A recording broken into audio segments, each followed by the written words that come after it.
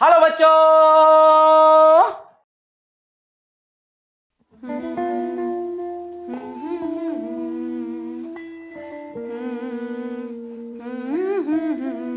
सब मिला बस यही एक तू ही नहीं। स्टूडेंट्स, कैसे हैं आप सब? आज के लेक्चर में जो हम पढ़ने वाले हैं वो एक ऐसा कॉन्सेप्ट है, एक ऐसा टॉपिक है जो बहुत बच्चों के समझ से बाहर है। कई बच्चे कहते हैं सब समझ आ गया, बस एक तू ही नहीं। So in today's class we are going to deal with one of the most difficult and one of the most important topics. तो क्या तैयार हैं आप इस मुश्किल को आसान करने के लिए? कोशिश करनी पड़ेगी पूरी। बच्चों, मैं इससे पहले कि आज का टॉपिक शुरू करूं, मैं चाहूंगी कि आप मुझसे प्रॉमिस करें कि एक एक चीज जो आज मैं बताऊंगी आपको वो प्रॉपरली आप नोट करने वाले हो। Students, once again I am telling you, it is very important for your class 10th and also for your coming classes. Class 11th और क्लास 12th में भी बहुत ज्यादा जरूरी है बच्चों ये। So I hope you will not make any mistake. Note down each and everything. चलिए फिर शुरू कर लेते हैं आज की क्लास को। Metals and non metals chapter में आज हम बात करेंगे chemical properties of metals and non metals की। तो बच्चों, अगर मेटल्स एंड नॉन मेटल्स की केमिकल प्रॉपर्टीज के बारे में हमें जानना है तो कुछ जरूरी चीजें पता होनी चाहिए। सबसे पहले और सबसे जरूरी चीज है बच्चों, मेटल्स के बारे में पता होना चाहिए। मेटल्स होते क्या हैं, मेटल्स के बारे में क्या जानकारी रखनी जरूरी है। So students, before we start the chemical properties, we should know some important points about metals. शुरू करने से पहले मेटल्स के बारे में कुछ जरूरी बातें पता होनी चाहिए। क्या है वो जरूरी बातें? सबसे पहली बात, metals are electropositive in nature. Metals are electropositive in nature. कैसे होते हैं मेटल्स? मेटल्स होते हैं इलेक्ट्रोपॉजिटिव, यानी कि they have a tendency to lose one or more electrons present in the outermost shell of an atom or valence shell of the atom. इसका मतलब ये है जो इलेक्ट्रॉन है ना, ये लूज कर देता है, ये कैपेसिटी है हमारे मेटल में, इसीलिए हम इसे कह रहे हैं इलेक्ट्रोपॉजिटिव इन नेचर। इलेक्ट्रॉन्स में नेगेटिव चार्ज होता है कि नहीं? जब नेगेटिव चार्ज चला जाएगा, लूज हो जाएगा, तो पॉजिटिव हो जाएगा। बहुत बच्चे बोलते हैं मैम ये कंफ्यूजन रहता है, ये पॉजिटिव नेगेटिव क्या है ये सब? अभी बता देती हूँ। बच्चों, चीज़ों को आसान करने के लिए अपने रियल लाइफ से रिलेट करना है, ये मैंने आपको पहले ही बताया था, तो अब भी हम यही करेंगे। जब किसी में नेगेटिविटी ज़्यादा होगी तो दिक्कत हो जाएगी, उस नेगेटिविटी को रिमूव करना पड़ेगा। जैसे ही नेगेटिविटी गई, बंदा पॉजिटिव हो जाएगा। सेम यहाँ हो रहा है हमारे एटम के साथ। जैसे ही नेगेटिविटी यानी कि नेगेटिवली चार्ज इलेक्ट्रॉन चला जाएगा, वो पॉजिटिव हो जाएगा। और इसीलिए हम कह रहे हैं metals are electropositive in nature. याद रहेगी अब ये बात। मेटल्स कैसे हैं? इलेक्ट्रोपॉजिटिव है। क्यों है? क्योंकि नेगेटिविटी को दूर कर देते हैं। नेगेटिविटी मतलब इलेक्ट्रॉन्स। ठीक है, अब याद रहेगा। Metals are electropositive in nature मतलब क्या? They have the tendency to lose electrons. और जरूरी नहीं है कि एक ही लूज करे, वन और मोर इलेक्ट्रॉन्स भी लूज कर सकते हैं। डिसाइड कैसे होंगे? वैलेंस शेल में जितने इलेक्ट्रॉन्स होंगे उन्हें हमें स्टेबल करना होगा। ऑक्टेट को रीच करने के लिए जितना भी इलेक्ट्रॉन्स को देना पड़े उतना देना पड़ेगा, हाँ या ना? सो एक हो सकता है, दो हो सकते हैं, तीन हो सकते हैं, है ना बच्चों? सो अब जब इलेक्ट्रॉन दे देगा तो फॉर्म क्या होगा? फॉर्म होगा कैटआयन। क्या होगा बच्चों? कैटआयन। कैटआयन फॉर्म होगा। पता है क्यों फॉर्म हो रहा है cation? Simple, to reach the nearest noble gas configuration. बहुत बच्चे बोलते हैं मैम एक सर में दर्द हो जाता है ये सोच सोच के, लेना देना हो क्यों रहा है? क्यों एक एटम को इलेक्ट्रॉन देने हैं? सोचिए क्यों देने हैं। इसीलिए देने हैं बच्चों क्योंकि हमें बहुत ज़रूरी काम करना है, और वो ज़रूरी काम ये है कि हमें नोबल होना होगा। मतलब नोबल गैस की कॉन्फ़िगरेशन रीच करनी होगी, स्टेबल होना होगा, हमें इसे कह सकते हैं। To reach the noble gas configuration we need to give electrons. ऐसे एटम्स को ठीक है, उन एलिमेंट्स को हम कहेंगे मेटल्स। क्या कहेंगे? मेटल्स। अब ये बात समझ गए हैं? इलेक्ट्रोपॉजिटिव इन नेचर के बारे में ठीक से समझ आ गया है बच्चों अभी आपको? मेटल्स में एक खासियत होती है, they have the tendency to lose electrons. Clear है ये बात? लूज इलेक्ट्रॉन्स हो जाएगा तो पॉजिटिव चार्ज आ जाएगा और वही तो होगा हमारा कैटायन, हाँ है ना? सो कैटायन बन गया। और ये सब हो क्यों रहा है? To achieve the configuration of the nearest noble gas. याद रहेगी अब ये बात? तो जब हम ये बात कर रहे हैं कि कैसे इलेक्ट्रॉन्स चले जाएंगे, कुछ एनर्जी लगती है इन इलेक्ट्रॉन्स को भेजने के लिए। उस एनर्जी को क्या कहते हैं? चलिए बता देती हूँ। उसे कहते हैं बच्चों आयोनाइजेशन एनर्जी। क्या कहते हैं? Ionisation energy. मतलब metals have low ionisation energy. ऐसा क्यों कह रहे हैं भाई? आयोनाइजेशन एनर्जी होती क्या है? हम कह रहे हैं कि मेटल्स की आयोनाइजेशन एनर्जी लो होती है। क्यों?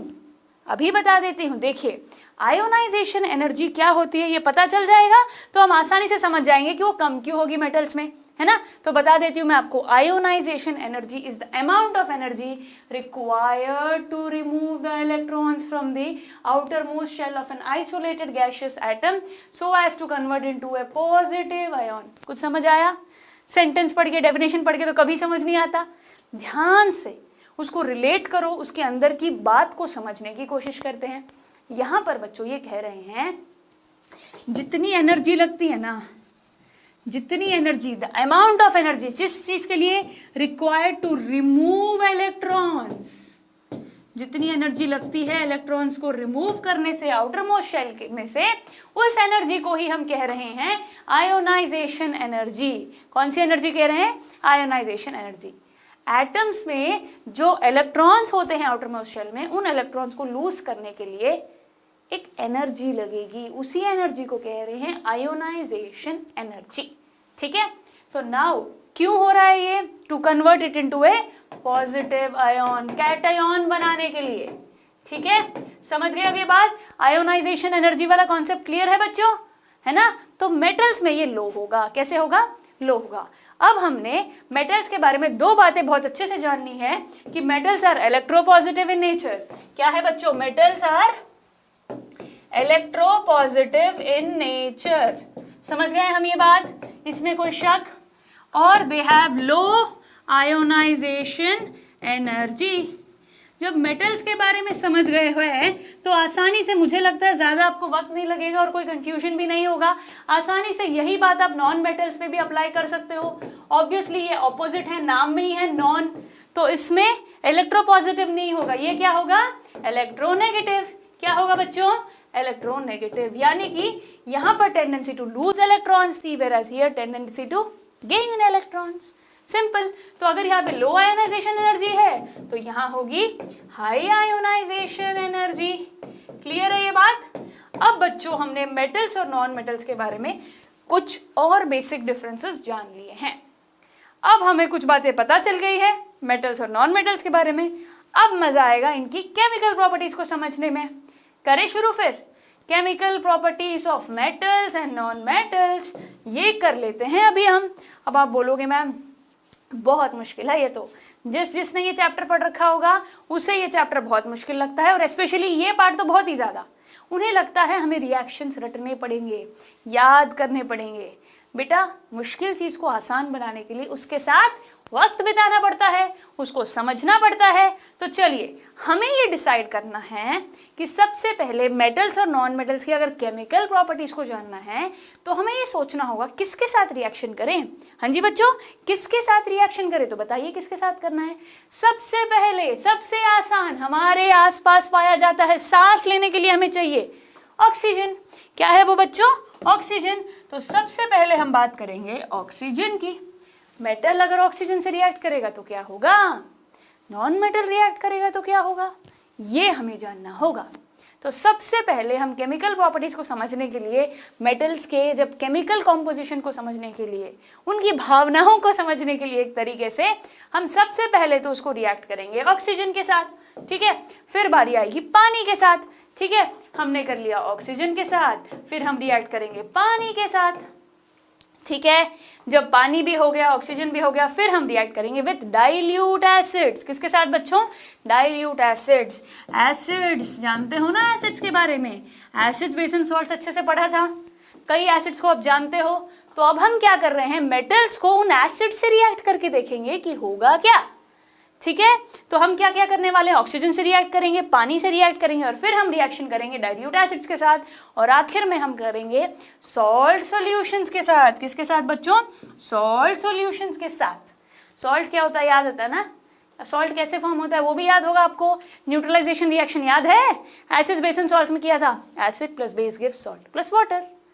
अब वो जो सॉल्ट सॉल्यूशंस फॉर्म होते हैं, उन सॉल्ट सॉल्यूशन के साथ हम हमारे मेटल्स को रिएक्ट करेंगे, नॉन मेटल्स को भी करेंगे।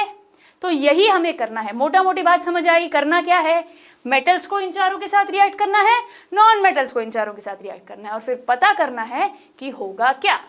समझ गए बात? अब कोई कंफ्यूजन नहीं है, होगा क्या इसमें, ये क्लियर है। चलिए फिर शुरू करते हैं। शुरू करने से पहले एक जरूरी सूचना, क्या आपको याद है केमिकल रिएक्शंस एंड इक्वेशंस के वक्त मैंने आपको बताया था रिएक्टिविटी सीरीज ऑफ मेटल जरूरी है बच्चों, अब भी काम आएगी और मेटल्स एंड नॉन मेटल्स में भी काम आएगी। ये बात याद है कि नहीं आपको? वही बात अब होने वाली है बच्चों। मेटल्स के साथ कुछ भी रिएक्ट करने के लिए पहले पता तो हो कौन सा मेटल कितना रिएक्टिव है, भाई पता होना चाहिए कि नहीं? वही हम करेंगे, कौन सा मेटल कितना ज्यादा रिएक्टिव है ये पता कैसे चलेगा? Simple, by reactivity series of metals. याद है ना आपको ये बात? और मैंने आपको ये भी बताया था कि रिएक्टिविटी सीरीज ऑफ मेटल्स को अलग अलग तरीके से याद किया जाता है। याद है? सबको मैंने बोला था अपने अपने तरीके से आप याद कर लीजिए। नोट्स में मैंने आपको एक निमोनिक्स भी दिया था, शायद ज्यादा बच्चों ने वो देखा नहीं, तो मेरी जिम्मेदारी है मैं आपको एक इंटरेस्टिंग सा आसान सा तरीका बता दूं हमारा ये रिएक्टिविटी सीरीज ऑफ मेटल्स याद करने के लिए। रेडी हो आप? जिस जिस बच्चे को रिएक्टिविटी सीरीज नहीं आती वो गौर से सुनिएगा बच्चों। क्लास 10th के एसिड्स बेस एंड सॉल्ट्स में, केमिकल रिएक्शंस एंड इक्वेशंस में, हमारे मेटल्स एंड नॉन मेटल्स में हर जगह ये यूज होगा। तो अब देख लो, इतना जरूरी है तो इससे डरने के बजाय चलिए आज इसको सीख के खत्म ही कर लेते हैं। आई होप आप सब ने केमिकल रिएक्शंस एंड इक्वेशंस के वक्त सीख लिया होगा, पर अगर नहीं सीखा तो कोई बात नहीं, अब सीख लेते हैं। ठीक है, ध्यान से अच्छे से प्यार से सीखेंगे तो जल्दी सीख जाओगे बच्चों। अब आपको याद होगा कि रिएक्टिविटी सीरीज ऑफ मेटल्स बहुत लंबे मेटल्स की एक बड़ी सी लिस्ट है, उसी ऑर्डर में उसको याद रखना है। याद है आपको वो list? Potassium, sodium, calcium, magnesium, aluminium, zinc, iron, lead, hydrogen, copper, mercury, silver, gold और आखिर में प्लैटिनम भी था। अब आप बोलोगे मैम आप ऐसे लिखते जा रहे हो, हमें कैसे याद हो? अब बताती हूँ कैसे याद हो, ध्यान से सुनो। देखिए बच्चों, सिंबल्स पता है ना आपको, इन्हीं सिंबल्स को याद करने का मैं अब आपको तरीका बता रही हूँ। देखिए कि एक लाइन याद रखनी है बस, कितनी? एक लाइन। कौन सी है वो लाइन? पढ़ के देखिए जरा। केदारनाथ का माली आलू जरा फीके पकाता है, क्योंकि हर गांव अलग और अच्छा आलू पकाता है। ये लाइन मुश्किल है क्या? आलू आलू ज्यादा हो गया, सॉरी, आलू को याद करना ही पड़ेगा क्योंकि ए से हमारे एलिमेंट्स के सिंबल्स काफी हैं। दोबारा देखिए, केदारनाथ का माली आलू जरा फीके पकाता है, क्योंकि हर गांव अलग और अच्छा आलू पकाता है। देखिए, केदारनाथ में से के ले लिया, पोटेशियम, नाथ में से Na, सोडियम, का Ca, कैल्शियम, मैग्नीशियम हम माली से लेंगे। किससे लेंगे? माली से। ठीक है, अगला आलू, एल्यूमिनियम Al, जरा Z से जिंक है, बहुत कॉमनली याद रह जाएगा हमको। फीके फ आयरन, इरफान खान याद है? इरफान फ सो आयरन याद आ गया। लेड का सिंबल है बच्चों Pb, क्या है? Pb। सो फीके पकाता है, इसमें से P से हमें Pb याद रखना होगा। क्या याद रखना होगा? Pb यानी कि लेड है। हाइड्रोजन, अब एक खास बात, हाइड्रोजन मेटल भी है नॉन मेटल भी है, ये बात जानते हो ना? हाइड्रोजन बड़ा अलग सा है, hydrogen H+, hydride H-, metal non metal दोनों की तरह बिहेव करता है, थोड़ा अजीब सा है, थोड़ा अलग सा है, इसीलिए नंबर 1 पे है ये, हाँ है ना? सो ये हाइड्रोजन, यहाँ पे आपको पता चल जाएगा। जैसे बच्चों क्लास में एक बीच में एक लकीर होती है, सेपरेशन के लिए, यहाँ पे बॉयज यहाँ पे गर्ल्स, ऐसा कभी कभी होता होगा, या फिर किसी भी चीज़ में, कबड्डी की फील्ड में देख लो, बीच में एक लाइन होती है जहाँ से टीम अगर पार कर गई, पता है ना आपको ये बात। सिमिलरली जैसे सेपरेशन के लिए लाइन होती है, यहाँ पर भी हाईली रिएक्टिव और लीस्ट रिएक्टिव के सेपरेशन के लिए ये है हमारा हाइड्रोजन।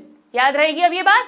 हाइड्रोजन के बाद बताइए क्या आएगा, क्योंकि के लिए हम याद रखेंगे यहाँ पर Cu कॉपर, हर गांव Hg मर्क्यूरी, याद रहेगा। हर गांव में से Hg निकालेंगे, मर्क्यूरी याद रहेगा।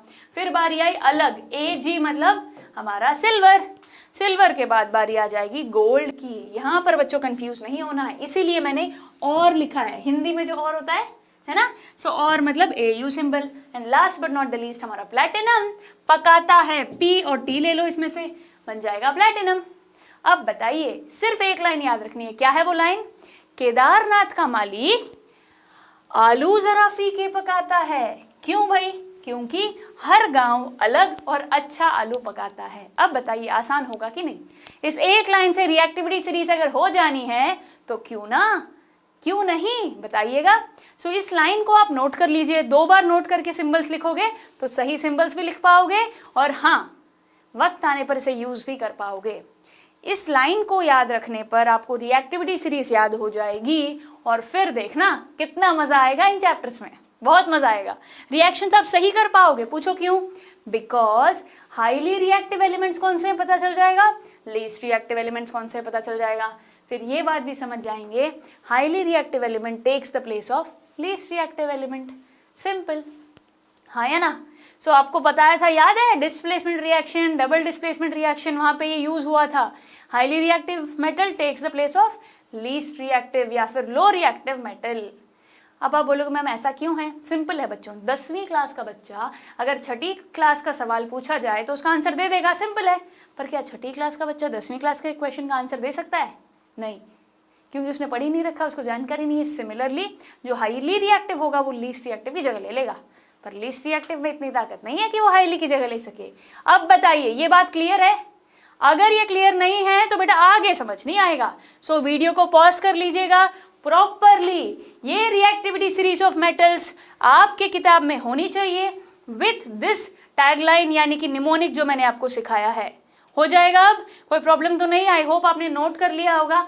अब मजा आएगा केमिकल प्रॉपर्टीज सीखने में। चलिए करते हैं शुरुआत। सबसे पहले जैसे कि मैंने बताया था, अगर हमें केमिकल प्रॉपर्टीज ऑफ मेटल सीखना है तो सबसे पहले हम उनको रिएक्शन करेंगे ऑक्सीजन के साथ। किसके साथ, ऑक्सीजन के साथ। तो पहली बात जो याद रखनी वो ये है, almost all the metals combine with oxygen, most of them, almost all of them. Oxygen कहाँ से आया, हवा में से, एयर में से टू फॉर्म मेटल ऑक्साइड। ये बात याद रखनी है। बहुत बच्चे ना मैम रटना पड़ता है, दिक्कत हो जाती है, कुछ टेंशन नहीं है, सिर्फ एक बात याद रखो, metal plus oxygen gives metal oxide. क्या है बच्चों, metal plus oxygen gives metal oxide. अब आप बोलोगे मैम कौन सा मेटल ऑक्सीजन से रिएक्ट करके जो मेटल ऑक्साइड फॉर्म करेगा कैसा होगा, ये हम बताएंगे। The vigour of the reaction, वो रिएक्शन कितना ज्यादा तेज होगा या कितना कम होगा वो डिपेंड करेगा सिर्फ और सिर्फ हमारे केमिकल रिएक्टिविटी ऑफ मेटल्स पे। सिंपल है ये बात, समझ गए हैं ना, इसमें तो कोई टेंशन ही नहीं है। मेटल ऑक्सीजन से मिलेगा और मेटल ऑक्साइड बना देगा, ठीक है। और कितना ज्यादा सीरियस या कितना ज्यादा विगरस वो रिएक्शन होगा वो पता चलेगा depending on the reactivity series. तैयार हैं फिर? अब आप कुछ एग्जांपल्स देख लेते हैं, कुछ मेटल्स को रिएक्ट कर देते हैं। जो ज्यादा ऊपर होंगे वो ज्यादा सीरियसली रिएक्ट करेंगे। सबसे ऊपर बताइए कौन से हैं, Ka, पोटेशियम, सोडियम, K और Na। तो पोटेशियम और सोडियम सबसे ऊपर है, हाईली रिएक्टिव है भाई, तो इनसे बच के रहना। पता है क्यों, जब ये ऑक्सीजन से रिएक्ट करते हैं ना तबाही मचा देते हैं। क्या कर देते हैं, तबाही मचा देते हैं। कैसे, चलिए बता देती हूँ। Sodium and potassium react with oxygen at room temperature to form their respective oxides. They react vigorously with oxygen and catch fire easily. तबाही का यही मतलब था मेरा, आसानी से आग लग जाएगी। बहुत ज्यादा रिएक्टिव है ना, ऑक्सीजन से मिलके बहुत ज्यादा आग पैदा कर सकते हैं। Start burning when kept open in air. अगर सोडियम और पोटेशियम को खुले में छोड़ दे हवा में, आग लग जाएगी।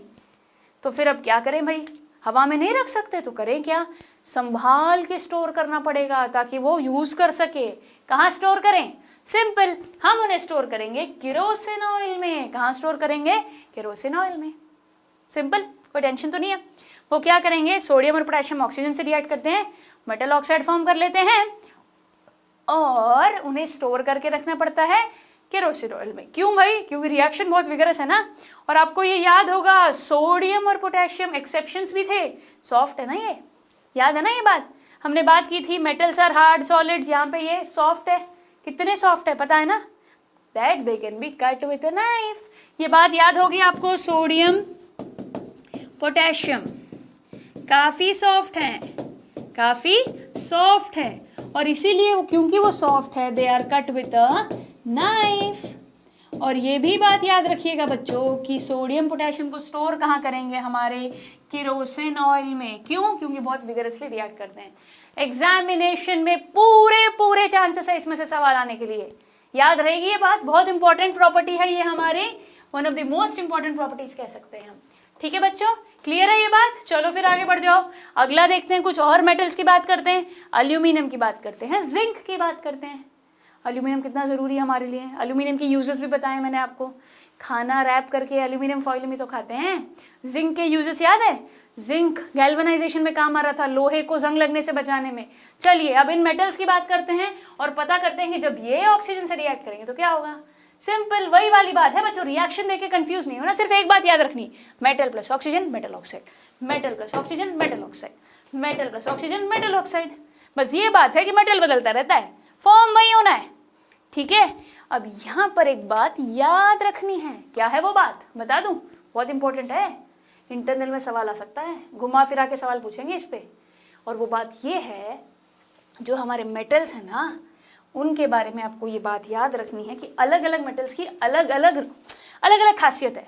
ठीक है, तो देखिए एल्यूमिनियम, जिंक और लेड भी also combine with oxygen present in air at ordinary temperatures to form a protective layer of the oxide on their surface. ये क्या करते हैं, जो मेटल्स की मैंने बात की, एल्यूमिनियम, जिंक और लेड, ये ना ऑक्साइड का एक लेयर फॉर्म कर देते हैं। क्या फॉर्म कर देते हैं? एक लेयर फॉर्म कर देते हैं। और ये जो लेयर है, ये रिएक्शन सोडियम पोटेशियम से तो बहुत आराम से हो जाता है, वो तो बहुत विगरस था, इसमें कोई टेंशन नहीं है। बहुत स्लो भी है ये रिएक्शन, बहुत ज़्यादा स्लो है। ठीक है, ये देख के कुछ याद आया? ऑक्सीडेशन रिडक्शन पढ़ा था, याद है? फर्स्ट चैप्टर में ऑक्सीडेशन ही तो हो रहा है, ऑक्सीजन ऐड हो रहा है भाई, ऑक्साइड लेयर फॉर्म होना ही है, हाँ है ना। तो जब बारी आती है एल्यूमिनियम और जिंक की, तब एक चीज है याद रखनी, और ये कॉन्सेप्ट है एम्फोटेरिक ऑक्साइड। कौन सा ऑक्साइड? Amphoteric oxide. अब आप बोलोगे ये कौन से खेत की मूली है? चिंता मत करो, कंफ्यूजन बढ़ेगा तो क्लैरिटी भी लानी जरूरी है, और मेरी जिम्मेदारी है आपकी हर मुश्किल को आसान बनाने की। चलिए बना देती हूँ फिर। एम्फोटेरिक ऑक्साइड मतलब उन मेटल ऑक्साइड्स को एम्फोटेरिक ऑक्साइड्स कहते हैं जिनमें एक खास कारीगरी होती है, खास कलाकारी है इसमें। पता है वो क्या है? देखिए बता देती हूँ। They show basic as well as acidic behaviour. Acidic behaviour भी शो कर देते हैं, बेसिक बिहेवियर भी शो कर देते हैं। ऐसे ऑक्साइड्स को कहते हैं एम्फोटेरिक ऑक्साइड्स। याद रहेगा, एम्फोटेरिक का मतलब है वैसे जो एसिडिक और बेसिक दोनों ही बिहेवियर शो करें। इन्हीं के एग्जाम्पल्स है बच्चों हमारे एल्यूमिनियम ऑक्साइड और जिंक ऑक्साइड। ठीक है, याद रहेगी ये बात। एल्यूमिनियम ऑक्साइड को अगर हम एसिड में मिलाएं या बेस में मिलाएं, दोनों में मिला सकते हैं, और हमें ये होगा, ये सॉल्ट जो फॉर्म होगा ये एसिडिक बिहेवियर शो करेगा, और ये शो करेगा बेसिक बिहेवियर। समझे? सोडियम एल्यूमिनेट फॉर्म होगा। ये रिएक्शन बहुत जरूरी है बच्चों। यहाँ पर हम उस एम्फोटेरिक ऑक्साइड की बात कर रहे हैं जो कि है एल्यूमिनियम ऑक्साइड, Al2O3। क्या है ये? Al2O3।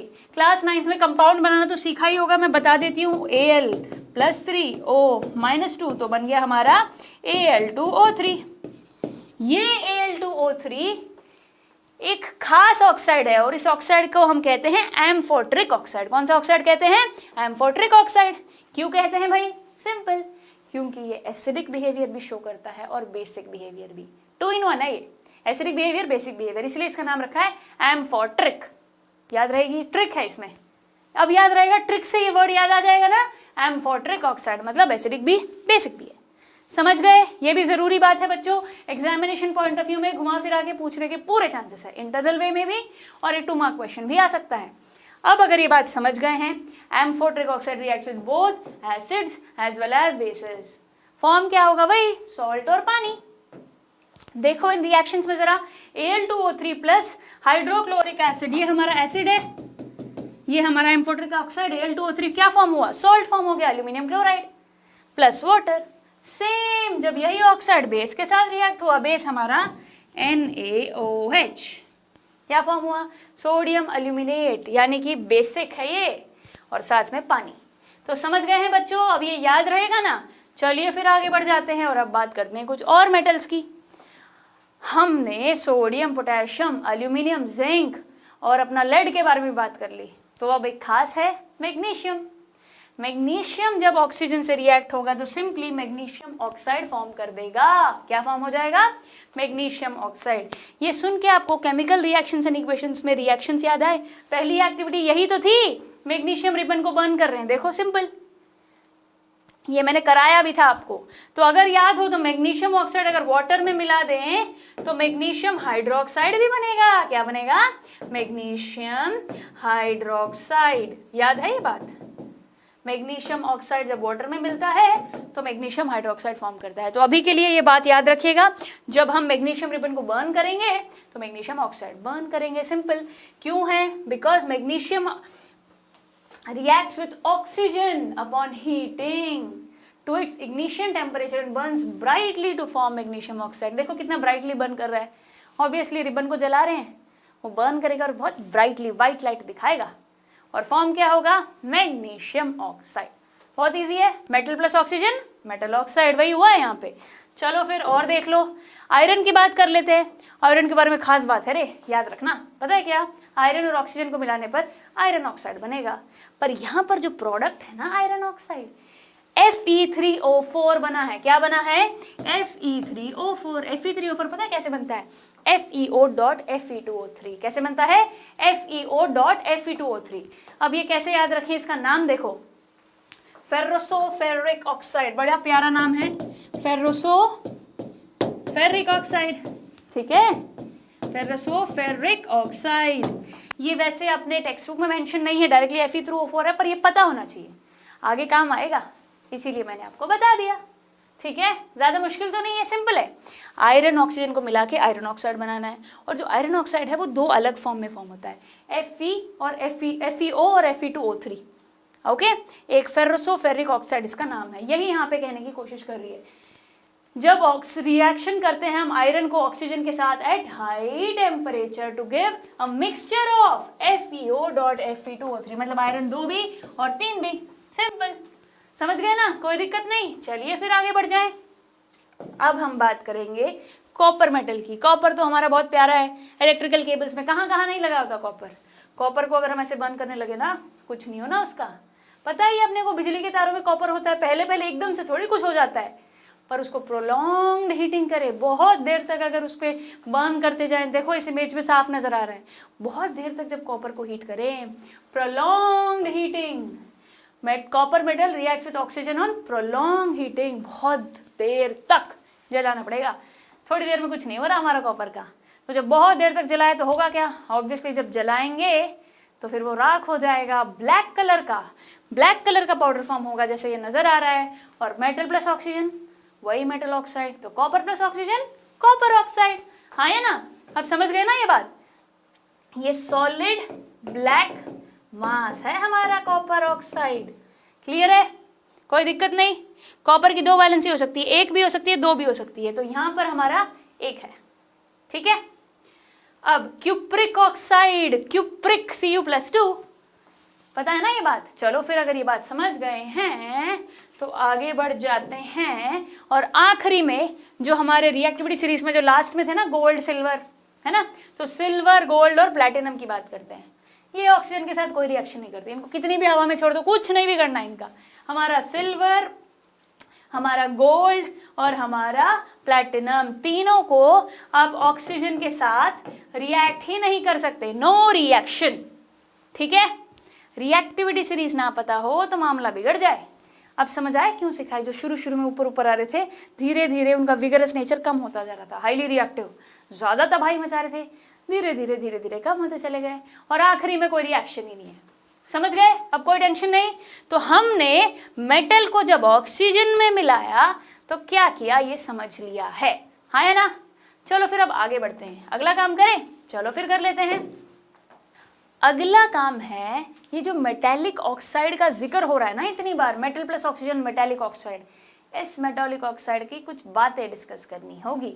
We are now going to discuss some characteristic properties of metallic oxides. ये जो मेटालिक ऑक्साइड्स है ना बच्चों, इनका नेचर जानते हैं जरा, ठीक है? बहुत इंटरेस्टिंग है, ज्यादा मुश्किल नहीं लगेगा, ठीक है? क्या होगा? Metallic oxides being basic in nature, obviously metals form basic oxides and non metals form acidic oxides. ये बात तो पता होगी आपको, हाँ या ना?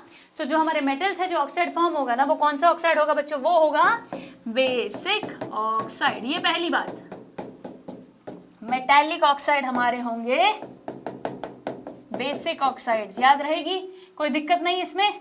मेटालिक ऑक्साइड्स होंगे हमारे basic oxides, okay? Remember this point, okay?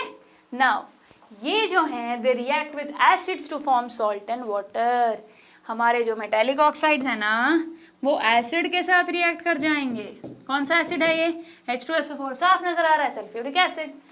जब मेटालिक ऑक्साइड्स एसिड से रिएक्ट होगा तो जो फॉर्म होगा वो है सॉल्ट। क्या फॉर्म हो रहा है बच्चों? सॉल्ट फॉर्म हो रहा है। साथ में सिंपल पानी। क्या फॉर्म हो रहा है बच्चों? पानी। ओके स्टूडेंट्स, कोई दिक्कत तो नहीं इसमें? जो मेटालिक ऑक्साइड्स होते हैं ना, वो जब एसिड से रिएक्ट करेंगे तो वो फॉर्म करेंगे salt plus water. Acid base and salts में रिएक्शंस में सीखा था हमने ये। बेटा बहुत चीजें लिंक्ड हैं, चिंता मत करो। पिछले चैप्टर ठीक से किए तो ये भी आसानी से समझ आ ही जाना है। अगर हम इन्हें पानी में मिला दें, इन्हीं मेटालिक ऑक्साइड्स को, तो भी अलग खेल मचता है यहाँ पर।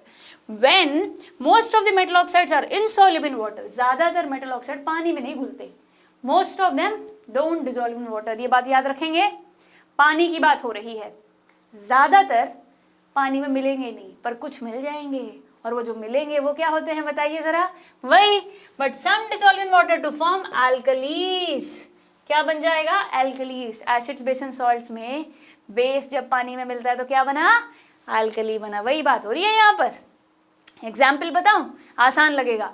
हम ले रहे हैं सोडियम हाइड्रोक्साइड, पोटेशियम हाइड्रोक्साइड, दोनों बताते हैं, दोनों बेसिस है ना, बहुत कॉमनली यूज्ड। कैसे बने ये? कैसे अल्कलीज बने ये? सिंपल, जो हमारा सोडियम ऑक्साइड है उसको पानी में मिला दिया, सोडियम हाइड्रोक्साइड बन गया। पोटेशियम ऑक्साइड है उसको पानी में मिला दिया, पोटेशियम हाइड्रोक्साइड बन गया।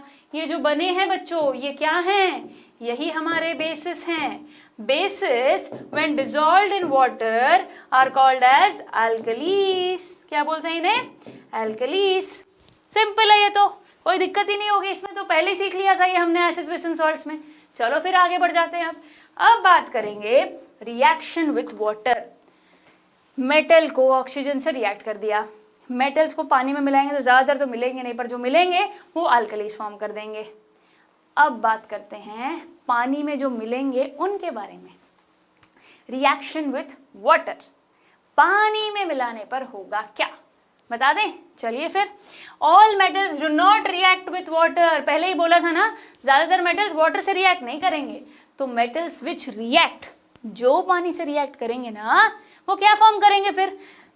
बच्चों ये बात याद रखना, सारे मेटल्स पानी से रिएक्ट नहीं करते, ठीक है? अब जो करेंगे, वो जो फॉर्म करेंगे उन्हें हम कहेंगे मेटल हाइड्रोक्साइड। क्या बोलेंगे? Metal hydroxide. साथ में क्या निकलेगा? सिंपल, हमारा हाइड्रोजन गैस। क्या मिलेगा? हाइड्रोजन गैस मिलेगा।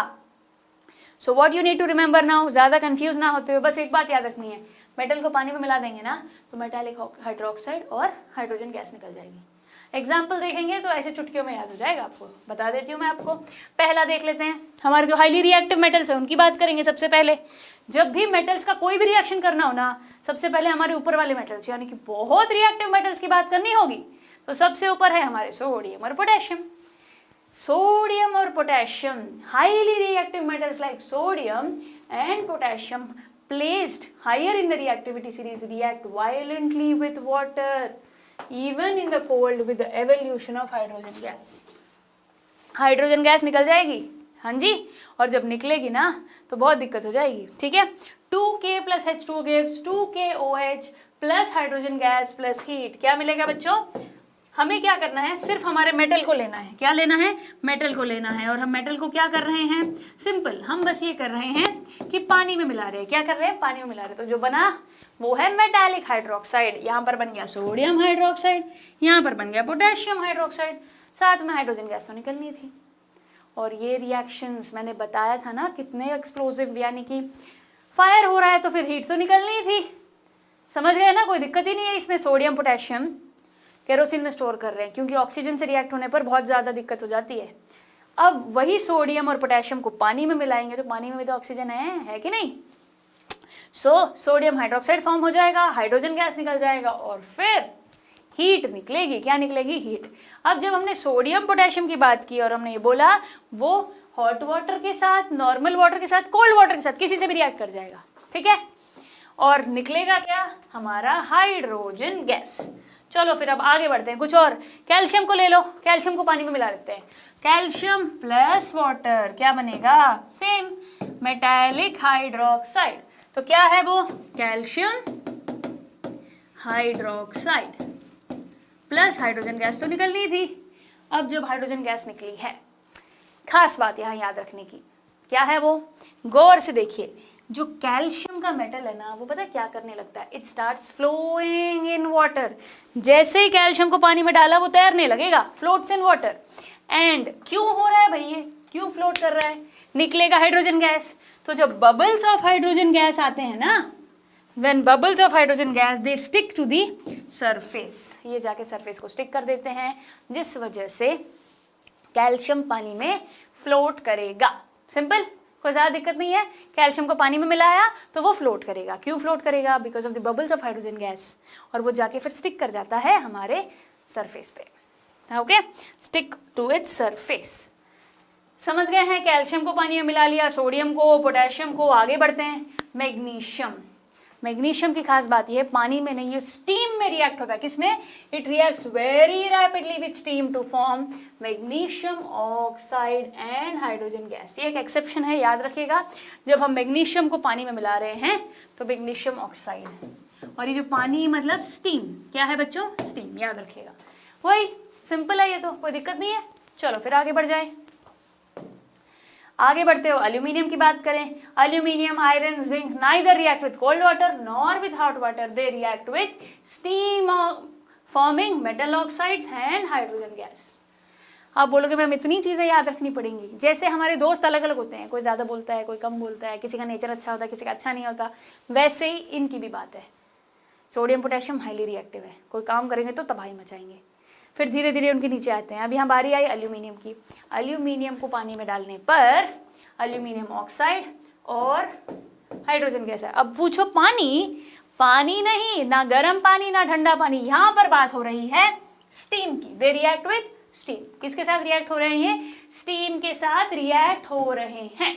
क्लियर है ये बात। चलो फिर जल्दी से आगे बढ़ जाते हैं। एल्यूमिनियम ऑक्साइड हमने वहाँ फॉर्म कर दिया था। अब बारी है रिएक्शन विथ डाइल्यूट एसिड्स की। दो चीजें हो गई है, ऑक्सीजन के साथ, पानी के साथ। हमने अलग अलग मेटल्स को रिएक्ट करके देख लिया है, देखा है कि नहीं। तो अब इन्हें रिएक्ट करेंगे हम डाइल्यूट एसिड्स के साथ। किसके साथ, डाइल्यूट एसिड्स के साथ। एसिड्स तो हमारे बहुत सारे दोस्त हैं, हमने तो एसिड बेस सॉल्ट्स कर रखा है, तो सिंपल होगा, ये बहुत सिंपल होगा। सॉल्ट निकलेगा। अब क्या देखो, मेटल प्लस डाइल्यूट एसिड, ये याद रखना आपको। Metal plus dilute acid give metal salt plus hydrogen. बहुत आसान है, बहुत ही ज्यादा आसान है ना। एसिड बेस सॉल्ट्स में रिएक्शन कर रखा है तुमने। मेटल लिया, एसिड ले लिया। एसिड हमने चुना है हाइड्रोक्लोरिक एसिड। कौन सा acid, hydrochloric acid. Obviously common salt बन गया। क्या बन गया, common salt plus hydrogen gas. हाँ है ना, कोई दिक्कत, सिंपल। अब जब हमने जाना कि जब सोडियम को हमने डाइल्यूट एसिड से मिलाया तो सोडियम क्लोराइड बन गया और साथ में हाइड्रोजन गैस भी निकल गया। मैग्नीशियम को भी करके देख लें, सेम बात हो गई। Mg plus hydrochloric acid will give you MgCl2 plus hydrogen gas. बच्चों अगर गौर से देखो तो पता है यहाँ क्या हो रहा है, डिस्प्लेसमेंट रिएक्शन। इसीलिए तो रिएक्टिविटी सीरीज सिखाई थी भाई, कि पता चले हाईली रिएक्टिव लो रिएक्टिव की जगह ले लेगा हमारे हाइड्रोजन की। हाँ है ना, लो रिएक्टिव की जगह ले लेगा, हाइड्रोजन की जगह ले लेगा। देखो MgCl2, डिस्प्लेसमेंट रिएक्शन हो गया। डिस्प्लेसमेंट रिएक्शन करने के लिए तुम्हें रिएक्टिविटी सीरीज पता होनी चाहिए। एक और रिएक्शन दिखा देती हूँ डिस्प्लेसमेंट का। Aluminium reacts with dilute hydrochloric acid and होगा क्या, सिंपल, एल्यूमिनियम क्लोराइड और हाइड्रोजन गैस निकल जाएगी। यहाँ पर ये बात याद रखना बच्चों, क्या बात याद रखेंगे, that the surface of the aluminum is already covered with a protective layer of oxide. However, after this layer gets dissolved in the acid, the reaction becomes now takes place on the fresh aluminum surface. तो क्या होता है, oxide होता है पर फिर fresh aluminium surface पे react कर जाता है और फिर एल्यूमिनियम क्लोराइड फॉर्म करता है। ज़्यादा कंफ्यूज नहीं होना, एल्यूमिनियम ऑक्सीजन से रिएक्ट करके एल्यूमिनियम ऑक्साइड बनता है, हाँ है ना, जानते हैं ना ये बात। तो हम ये जानते हैं जब ये हाइड्रोक्लोरिक एसिड के साथ रिएक्ट करेगा, बिगिनिंग में सरफेस पे वो होगा ऑक्साइड का लेयर, पर बाद में however after this layer gets dissolved in the acid, पहले वो लेयर अलग करेगा एसिड। एक बार वो जो लेयर है ऑक्साइड का वो निकल जाए तो फिर वही काम हो जाना है, एल्यूमिनियम क्लोराइड फॉर्म हो जाएगा। क्यों, क्योंकि भाई वो हमारे हाइड्रोक्लोरिक एसिड से रिएक्ट जो हो गया, तो क्योंकि एसिड से रिएक्ट हुआ हमारा मेटल, है ना, एसिड से रिएक्ट हुआ मेटल और वही फॉर्म हो गया सॉल्ट प्लस हाइड्रोजन गैस, हाँ या ना। अब आप बोलोगे मैम इतने एग्जाम्पल्स क्यों करवा रहे हो, मैं बताऊं क्यों, सब के बारे में पता होना चाहिए। एक एक बार सबके बारे में जानकारी रखोगे तभी तो वक्त आने पर यूज करोगे। एक एक दो दो एग्जाम्पल सीखेंगे, बहुत आसान है मेरे लिए, जल्दी से खत्म हो जाएगा, पर मैं चाहती हूँ डिटेल में समझो, आगे भी काम आए और किसी तरह का कंफ्यूजन किसी भी मेटल के बारे में ना हो। ओके स्टूडेंट्स, चलो अब बात करते हैं जिंक की। Zinc plus hydrogen chloride, hydrochloric acid है हमारा ये, ऑब्वियसली जिंक हाइड्रोजन की जगह ले लेगा रिएक्टिविटी सीरीज में। जिंक कहाँ है, हाईली रिएक्टिव है भाई, ऊपर आता है हाइड्रोजन के, है ना, तो इसीलिए ये डिस्प्लेस कर देगा और बन जाएगा जिंक क्लोराइड, है ना। चलो फिर ये भी हम समझ गए हैं। सेम वैसे ही बेटा आयरन के साथ भी होता है, जिंक के साथ भी होता है। देखो सेम है, डिस्प्लेसमेंट रिएक्शन हुआ, क्या हुआ है, डिस्प्लेसमेंट रिएक्शन। चलो फिर अब हम कॉपर और मर्क्यूरी की तरफ बढ़ जाते हैं, आगे नीचे चले गए। ये याद रखना, they do not react with dilute acids, okay, वो ज़्यादा रिएक्ट नहीं करते हैं, पर क्योंकि हमने कहा रिएक्टिविटी सीरीज में अगर हम जाएं, लास्ट में जब हम पहुंच जाएंगे तो ये जो कॉपर है हमारा, मर्क्यूरी है, सिल्वर है, ये आखिर वाले नो रिएक्शन, कुछ नहीं होगा जब इन्हें डाइल्यूट एसिड से रिएक्ट करेंगे। याद रहेगी, बहुत आसान हो गया, कोई रिएक्शन ही नहीं है, ठीक है। तो बच्चों मेटल्स के 3 बेसिक केमिकल प्रॉपर्टीज जान गए हो। और बच्चों एक इंटरेस्टिंग बात है, ये याद रखनी है, हम तब से जब एसिड्स के साथ उसको रिएक्ट कर रहे हैं ना, हाइड्रोजन गैस रिलीज हो रही है कि नहीं। एक बात ये याद रखनी है, hydrogen gas is not evolved when, कब होता है ऐसा, when a metal reacts with nitric acid. Nitric acid is a strong oxidizing agent and hydrogen produced to water itself gets reduced to N2O, NO and NO2। ज़्यादा मुश्किल है पर इतना भी नहीं, सिंपल सी बात है, सब एसिड से रिएक्ट हो रहा है, पर नाइट्रिक एसिड के साथ जब हमारा मेटल रिएक्ट होगा तो क्या फॉर्म हो जाएगा, N2O, NO, NO2, ये अलग से निकल जाएंगे। ये बात यहाँ कहने की कोशिश की जा रही है, हाइड्रोजन गैस नहीं आएगी। क्या नहीं आएगी, हाइड्रोजन गैस नहीं आएगी, ये बात याद रखनी है, क्योंकि एक एक्सेप्शन है, एक जरूरी बात है, तो पता होना चाहिए, ठीक है। कोई टेंशन तो नहीं इस बारे में। सारे जब अभी तक हमने रिएक्शंस किए सब में हाइड्रोजन गैस रिलीज हो रही थी, और मैंने ये भी बताया कि कैसे लास्ट वाले लीस्ट रिएक्टिव एलिमेंट्स के साथ डाइल्यूट एसिड्स कोई रिएक्शन नहीं करते, पर जब हम एसिड को हाइड्रोक्लोरिक एसिड ना लेते हुए नाइट्रिक एसिड लें तो मामला बिगड़ जाता है, यहाँ पे कुछ अलग ही हो जाता है। क्या हो जाता है, ये नाइट्रोजन के अलग अलग कंपाउंड्स बनते हैं बेटा, N2O, NO और NO2, ठीक है। मैग्नीशियम, यही तो वो एक्सेप्शन है मैं जिसकी बात कर रही थी कि मैग्नीशियम और मैंगनीज, बाकी सब के साथ ऐसा होगा, पर जब मैग्नीशियम और manganese will react with HNO3, will react with HNO3, और इन दोनों में क्या होगा, हाइड्रोजन गैस इवॉल्व हो जाएगा। अब आप बोलोगे मैम अभी आपने बोला कि जब हम नाइट्रिक एसिड लेंगे तो क्या हो जाएगा, नाइट्रोजन के कंपोनेंट्स अलग निकलेंगे, पर ये सभी मेटल्स में नहीं है, मैग्नीशियम और मैंगनीज में ये एक्सेप्शन है, यहाँ पर हाइड्रोजन गैस इवॉल्व हो जाएगा। एक्सेप्शंस है, आई नो थोड़ा मुश्किल है, पर I want you to know them, okay students. तो एक छोटा सा कॉन्सेप्ट आया है, नाइट्रोजन की बात हो रही है तो एक्वा रीजिया भी पता होना चाहिए, पता है कि नहीं इसके बारे में, बताइए जरा। बहुत इंपॉर्टेंट है, इंटरनल में पक्का सवाल है, पक्का। पूछो क्यों? कुछ अलग बात है इसमें। आपके एनसीईआरटी टेक्स्ट बुक में एक ऑरेंज कलर के बॉक्स में इसके बारे में मेंशन है, एक्वा रिजिया। पता है क्या है ये? एक्वा रिजिया में ना मिलावट है। क्या है? फ्रेशली प्रिपेयर्ड मिक्सचर बनाते हैं बढ़िया सा, फ्रेश सा। क्या क्या मिलाएंगे उसमें बताइए जरा। फ्रेश मिक्सचर में जो मिलेगा वो है कॉन्सेंट्रेटेड नाइट्रिक एसिड, ओके, बटा 1+3, ठीक है, 1+3। एक होगा हमारा कॉन्सेंट्रेटेड नाइट्रिक एसिड, एक पार्ट होगा कॉन्सेंट्रेटेड नाइट्रिक एसिड का, 3 पार्ट होंगे कॉन्सेंट्रेटेड हाइड्रोक्लोरिक एसिड के। किसके बच्चों? कॉन्सेंट्रेटेड हाइड्रोक्लोरिक एसिड के। ये बात अपने को जाननी है। 4 पार्ट हैं, एक कौन सा है? Concentrated nitric acid. 3 कौन से हैं? Concentrated hydrochloric acid. बस यही है, इन दोनों को मिला दिया, मिक्सचर बन गया बढ़िया सा। It is highly corrosive and fuming liquid. Full मतलब फ्यूमिंग लिक्विड है ये, हाईली करोसिव। ये बात याद रखनी है, एक्वा रिजिया हमारा हाईली करोसिव है और एक फ्यूमिंग लिक्विड है। इतना, it can dissolve even gold and platinum metals which do not react with strong acid. खास बात यह है, हमारे गोल्ड सिल्वर कितने ताकतवर हैं, एसिड कुछ नहीं बिगाड़ सकता उनका। पर ये एक्वा रिजिया में गोल्ड और ये भी डिसॉल्व हो जाएंगे।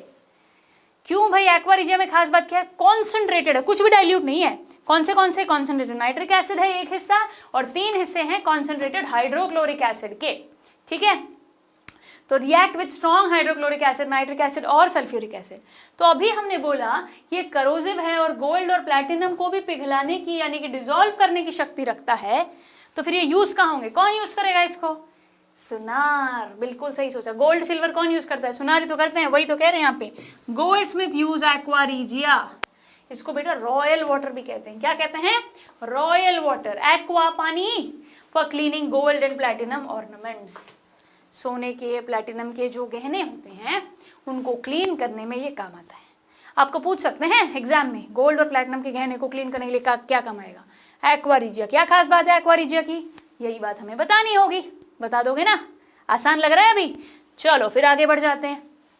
अब हम बात करेंगे reaction of metals with salt solution. घबराइए मत। ऐसा लग रहा होगा बहुत ज्यादा रिएक्शन चलते ही जा रहे हैं। याद तो करना पड़ेगा, समझना तो पड़ेगा। 3 हो गए, अब चौथे की बारी है। जल्दी जल्दी खत्म कर देंगे, पर ध्यान से सुनना पड़ेगा, ठीक है? ध्यान से देखिए, बहुत आसान है। हम क्या कर रहे हैं? मेटल को सॉल्ट सॉल्यूशन के साथ, एक मेटल ले लिया X, क्या ले लिया? X मेटल ले लिया भाई, salt solution of metal A में मिला लिया, ठीक है। X मेटल लिया, अलग से एक A मेटल के सॉल्ट सॉल्यूशन में मिला दिया। जो बनेगा वो है salt solution of metal X plus Y। Confused? क्या है ये salt solution X Y A? चिंता मत करो, बहुत आसान है। एग्जाम्पल देखोगे तो कहानी समझ जाओगे। पहले क्या किया? एक मेटल को ले लिया, ये है X, ये है सॉल्ट सॉल्यूशन। क्या है ये? Salt solution of metal A क्या है यहाँ पर? A है हमारा कॉपर का सॉल्ट सॉल्यूशन ले लिया हमने। अब फॉर्म क्या होगा? कॉपर का नहीं, इस X का सॉल्ट सॉल्यूशन फॉर्म होगा। देखो FeSO4 और Cu अलग से निकल गया है। देखा? मेटल Y अलग से निकल गया है। अब ये कहने की कोशिश हो रही है X है, A है, Y है, हाँ या ना? कंफ्यूजन नहीं है। पूछो क्यों? ये रिएक्शन एक बात सुन लीजिएगा, एग्जामिनेशन पॉइंट ऑफ व्यू में आ सकता है। आपको पूछ सकते हैं X क्या है, A क्या है, Y क्या है? बता पाओगे? पता है कैसे?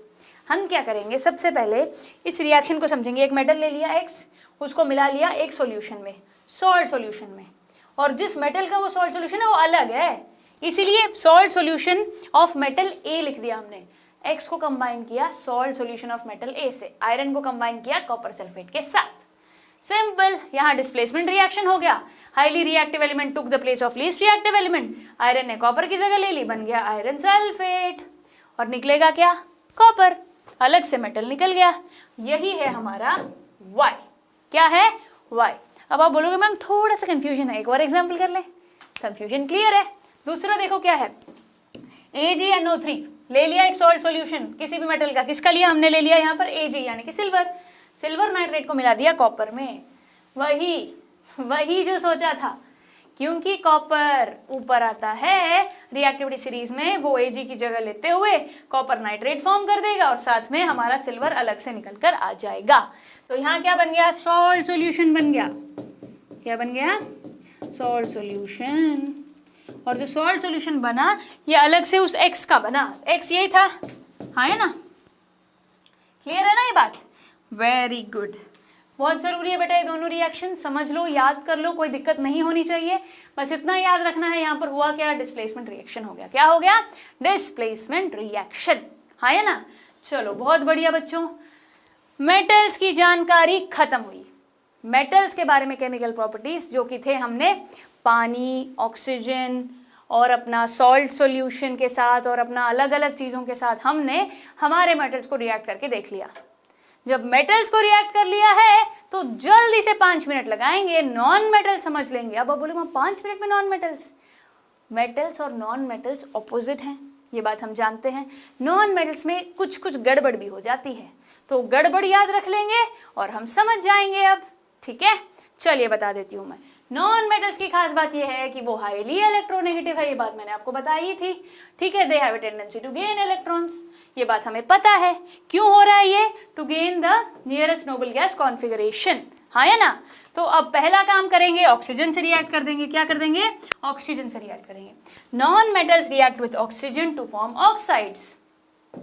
वही बात है, मेटल्स ने ऑक्सीजन के साथ रिएक्ट किया और क्या बन गया, हमारा बेसिक ऑक्साइड बना था। पर यहाँ पे या तो एसिडिक बनेगा, एसिडिक ऑक्साइड, या फिर हमारा न्यूट्रल ऑक्साइड। क्या बन जाएगा बच्चों, न्यूट्रल।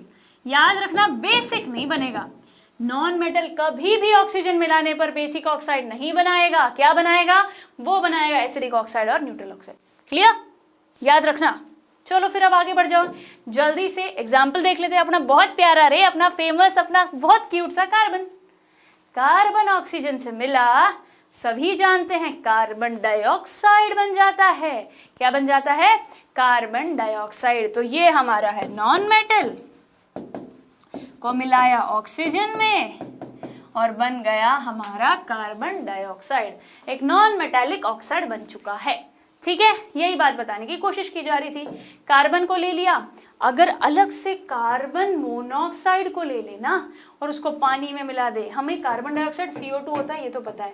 कार्बन मोनोऑक्साइड होता है CO। क्या होता है बच्चों, CO। तो ये कार्बन मोनोऑक्साइड जब पानी में मिलाएंगे तो पता है क्या बनेगा, हमारा carbonic acid. Acids, base and salts में कार्बनिक एसिड्स के बारे में बताया था, यही है वो कार्बोनिक एसिड, ठीक है बच्चों। ये जरूरी था, इसीलिए मैंने आपको बता दिया कार्बोनिक एसिड कैसे फॉर्म होता है। अब पता चल गया ना आपको। चलिए फिर जल्दी से एक और रिएक्शन बताती हूँ। फॉस्फोरस एक नॉन मेटल है कि नहीं, फॉस्फोरस एक नॉन मेटल है। ये नॉन मेटल जब ऑक्सीजन में मिला तो जो कंपाउंड फॉर्म हुआ वो बना P4O10। फॉस्फर और ऑक्सीजन मिलाया और P4O10 बन गया। इसको अगर सिंप्लीफाई करें तो P2O5 कर सकते हैं कि नहीं। इसका नाम बताइए क्या होगा फिर, इसका नाम है बच्चों फॉस्फोरस पेंटॉक्साइड। क्या है, फॉस्फोरस पेंटॉक्साइड। 5 मतलब पेंट, फॉस्फोरस है, 5 ऑक्सीजन है, इसीलिए बन गया फॉस्फोरस पेंटॉक्साइड, ठीक है, क्लियर। चलो फिर आगे बढ़ जाते हैं। हमने कार्बन मोनोऑक्साइड को कैसे फॉर्म किया ये भी जानना होगा। कार्बन मोनोऑक्साइड से कार्बनिक एसिड बना। अब ये कार्बन मोनोऑक्साइड कैसे बना भाई, सिंपल है, कार्बन को मिलाया ऑक्सीजन में और बन गया कार्बन मोनोऑक्साइड।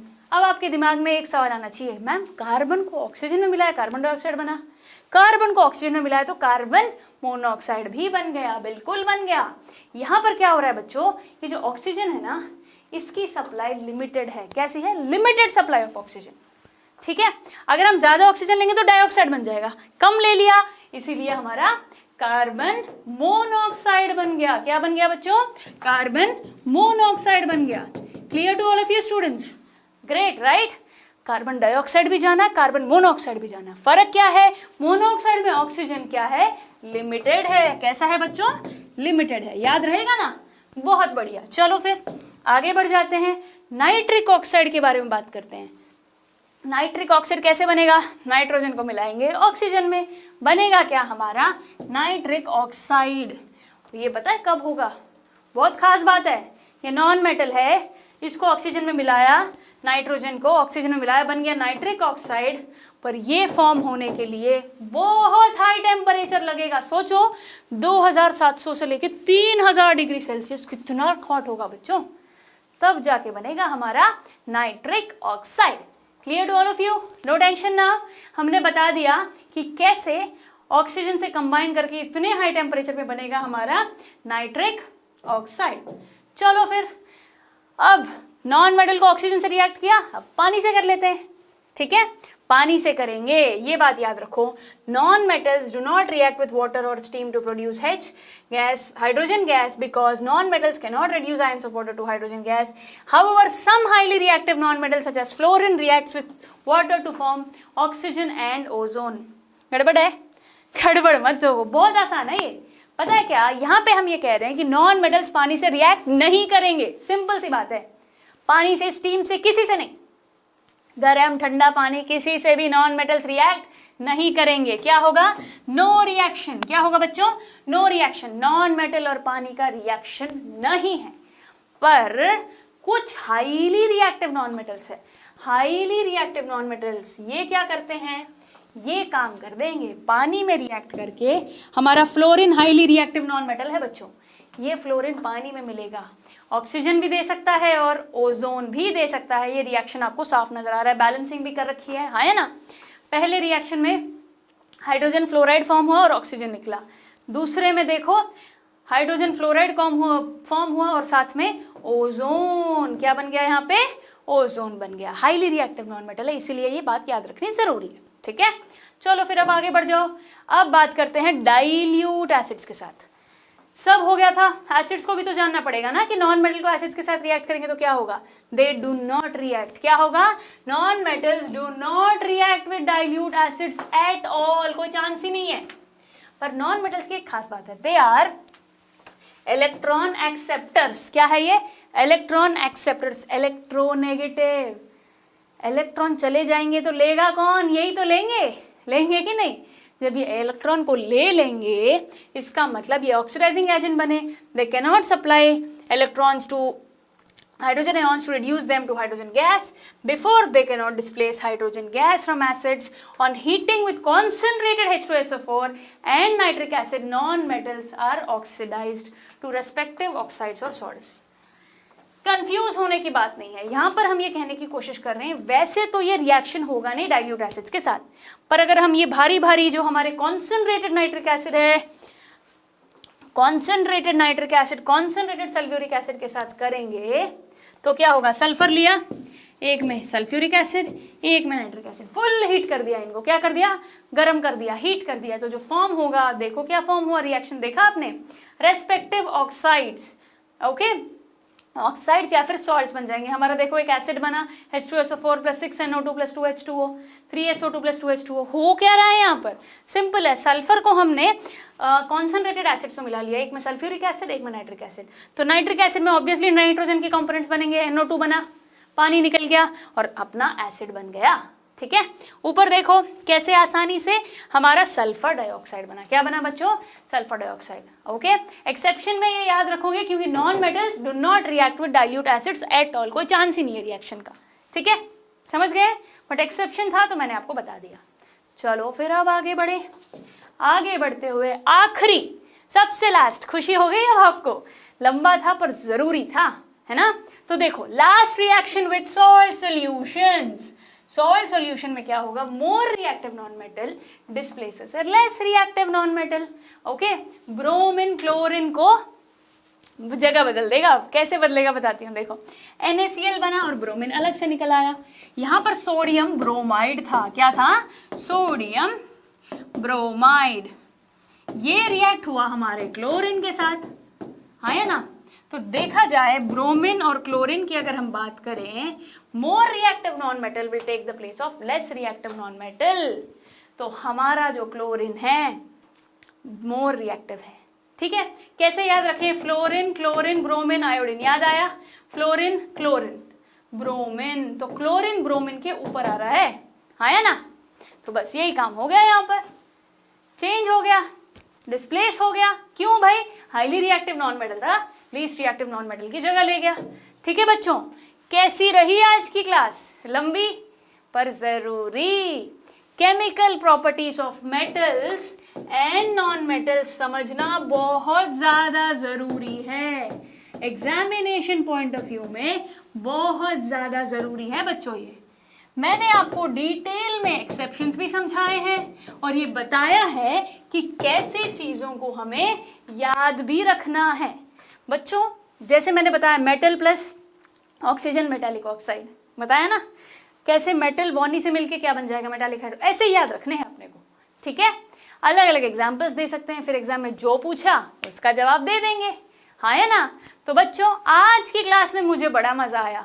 इस मुश्किल कॉन्सेप्ट को आई होप मैंने आपके लिए आसान बना दिया होगा। सो बच्चों मिलेंगे हमारी अगली क्लास में, पर तब तक के लिए chemical properties of metals and non metals दिमाग में फीड हो जाने चाहिए। कैसे होंगे? सिंपल, प्रैक्टिस करनी होगी, एक एक रिएक्शन लिख के देखो, ठीक है। और फिर पता है होमवर्क क्या है आज का? बता देती हूँ होमवर्क क्या है। आपको डिफरेंस लिखना होगा केमिकल प्रॉपर्टीज का मेटल्स एंड नॉन मेटल्स को, टेबुलर फॉर्म में लिखो, ठीक है, कि यहाँ पे क्या होता है वहाँ पे क्या होता है। 4 चीजें हैं, हाँ है ना। कौन सी चीजें हैं? हमने ऑक्सीजन के साथ किया, पानी के साथ रिएक्ट किया, तीसरा बताओ, चौथा बताओ। तीसरा हुआ हमारा डाइल्यूट एसिड्स के साथ, और फिर हुआ सॉल्ट सॉल्यूशंस के साथ। आपको बस ये लिखना है कि होता क्या है इनके साथ, और एक्सेप्शंस भी लिखने होंगे। फिर आप सीख लोगे चीज़ों को, फिर वो टेबल पढ़ लोगे ना तो चीज़ें आसान हो जाएंगी, ठीक है। चलो फिर everybody kindly complete the homework, see you in the next class, ठीक है बच्चों, टेक केयर, थैंक यू। पढ़ाई करते रहें, ऑल द वेरी बेस्ट।